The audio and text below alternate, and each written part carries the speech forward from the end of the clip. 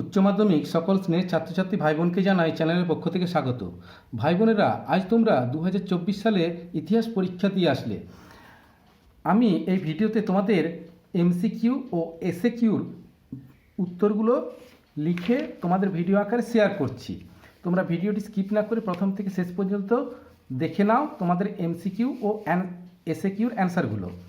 আমি পুরো এমসিকিউর প্রশ্নটা পড়ছি না এবং অপশানগুলো বলছি না, সঠিক অ্যান্সারটিতে আমি দাগ দিয়ে দিচ্ছি, তোমরা দেখে মিলিয়ে নাও। তা আমি সংক্ষেপে বলে দিচ্ছি, কারণ ভিডিওটা অনেক লম্বা হয়ে যাচ্ছে। যদিও লুভার মিউজিয়াম কোথায় অবস্থিত? প্যারিসে। জীবনস্মৃতি কার আত্মজীবনী? রবীন্দ্রনাথ ঠাকুরের। আঙ্কেল টমস কেবিন এর রচয়িতা হচ্ছে হ্যারিয়েট বিচার সেটার। আফ্রিকাতে সর্বপ্রথম ঔপনিবেশ স্থাপন করেছিল ব্রিটিশরা। নবাবী আমলে বাংলার রাজধানী ছিল মুর্শিদাবাদ। এবার দেখো, একটা স্তম্ভ মেলাতে দেওয়া হয়েছে, এর সঠিক বিকল্পটা হবে option number D, 1B, 2C, 3D, 4A। পরের প্রশ্নে আসি। 1942 সালের 29শে আগস্ট চীনে কোন চুক্তি স্বাক্ষরিত হয়? নানকিন সন্ধি। সত্যশোধক সমাজের প্রতিষ্ঠাতা হচ্ছে জ্যোতিরাও ফুলে। পার্থেনন পত্রিকা প্রকাশ করেন নব্যবঙ্গ গোষ্ঠী। চীনে 1911 গণতান্ত্রিক বিপ্লবের নেতা ছিলেন সান ইয়াতসেন। ভাইসরয়ের কার্যনির্বাহী পরিষদের প্রথম ভারতীয় সদস্য ছিলেন সত্যেন্দ্র প্রসন্ন সিংহ।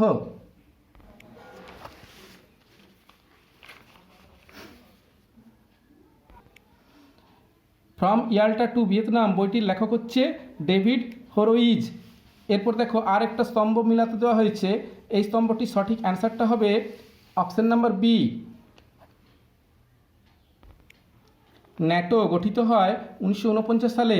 আসওয়ান বাঁধ নির্মাণের উদ্যোগ নেন, এটা উত্তরটা একটু ডাউট আছে, জন কেনেডি। যাই হোক, তোমরা কমেন্ট বক্সে লিখে জানাবে। প্যাট্রিস লুমাম্বা কে ছিলেন? কঙ্গোর প্রধানমন্ত্রী। আওয়ামী লীগ এর প্রতিষ্ঠাতা ছিলেন শেখ মুজিবুর রহমান। ভারতের মহাকাশ বিজ্ঞানী ছিলেন বিক্রম সারাভাই। স্বাধীন ভারতে জাতীয় পরিকল্পনা কমিশন কার নেতৃত্বে প্রতিষ্ঠিত হয়েছিল? জওহরলাল নেহরুর নেতৃত্বে। এরপর চলে আসি এসকিউর অ্যান্সারগুলোতে। দেখো, আমি পাশে পাশে লিখে দিচ্ছি, তোমাদের পড়তে যদি অসুবিধা হয় আমি তাও পড়ে দিচ্ছি। আফ্রিকা মহাদেশ কে আবিষ্কার করেন? Christopher Columbus. সামাজিক ডারউইনবাদ এর মুখ্য প্রবক্তা হলেন আর্নস্ট হেকেল। মার্কেন্টাইলবাদ কি? না সংরক্ষণবাদী অর্থনৈতিক মতবাদ। ইম্পেরিয়ালিজম এ স্টাডি বইটির লেখক হচ্ছে A.J. হাবসন। ভারতে সুপ্রিম কোর্টের প্রথম প্রধান বিচারপতি ছিলেন স্যার এলিজা ইম্পে। রাওতওয়ারি বন্দোবস্ত কোন অঞ্চলে প্রবর্তিত হয়েছিল? বোম্বাই মাদ্রাজে। রুদ্রদ্বার নীতি কি? না বিদেশি বণিকদের চীনা ফৌজদারি ও বাণিজ্যিক আইন মেনে চলতে হতো এবং বাণিজ্য শেষে তাদেরকে বন্দরে ছেড়ে দেওয়া হতো। বাণিজ্যে কোনো আগ্নেয়াস্ত্র ব্যবহার করা যেত না। এই যে একটা কঠোর নীতি, এটাই হচ্ছে রুদ্রদ্বার নীতি। ভাইকম সত্যাগ্রহ কি? 1865 সালে কেরালায় জাতিভেদ প্রথার বিরুদ্ধে যে প্রতিবাদ মিছিল হয় তা ভাইকম সত্যাগ্রহ নামে পরিচিত। এটি ছিল একটা সম্পূর্ণ অহিংস আন্দোলন। কলকাতায় মেট্রোপলিটন ইনস্টিটিউটের প্রতিষ্ঠাতা কে ছিলেন? সারদা রঞ্জন রায়। কার উদ্যোগে নববিধান গঠিত হয়েছিল? কেশবচন্দ্র সেন। বক্সার প্রটোকল কত খ্রিস্টাব্দে সম্পাদিত হয়? 1900 সালে। শতদিবসের সংস্কার কি? না 1894 সালে চীনা সম্রাট কুয়াংশু কর্তৃক ঘোষিত একটি সংস্কার, যা টানা 100 দিন অব্যাহত ছিল। এটাকেই শতদিবসের সংস্কার বলা হয়।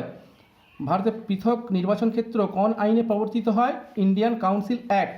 কবে রাওলাট সত্যাগ্রহের সূচনা হয়? 1919 সালের 18ই মার্চ। ভারতের স্বাধীনতা সংগ্রামে একজন সশস্ত্র বিপ্লবী নারীর নাম লেখো। উর্মিলা দেবী। রশিদ আলী দিবস কবে পালিত হয়? 1946 সালে 12ই ফেব্রুয়ারি।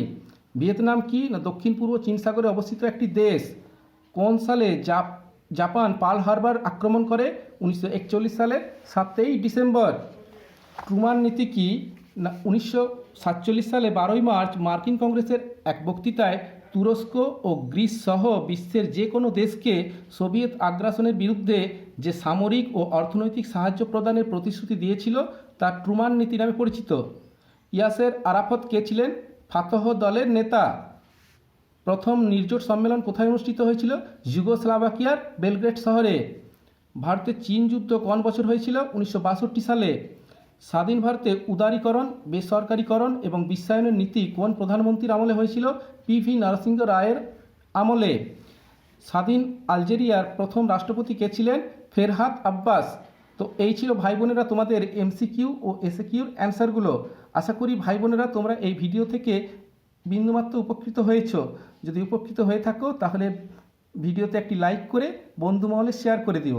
আর তোমাদের ভিডিওটি কেমন লাগলো তা আমাকে কমেন্ট বক্সে কমেন্ট লিখে জানাবে। তোমাদের একটি মূল্যবান কমেন্ট আমাকে নতুন ভিডিও বানাতে উৎসাহিত করবে। তোমরা ভালো থেকো, তোমাদের আগামী পরীক্ষাগুলো আরও ভালো হোক, এই শুভেচ্ছা শুভকামনা জানিয়ে ভিডিওটি আজ এখানেই শেষ করছি। আর শেষ করার আগে আরেকটি কথা, তোমরা যদি চ্যানেলে আজ নতুন ভিজিট করে থাকো তাহলে চ্যানেলটি অনুগ্রহ করে সাবস্ক্রাইব করে দিও।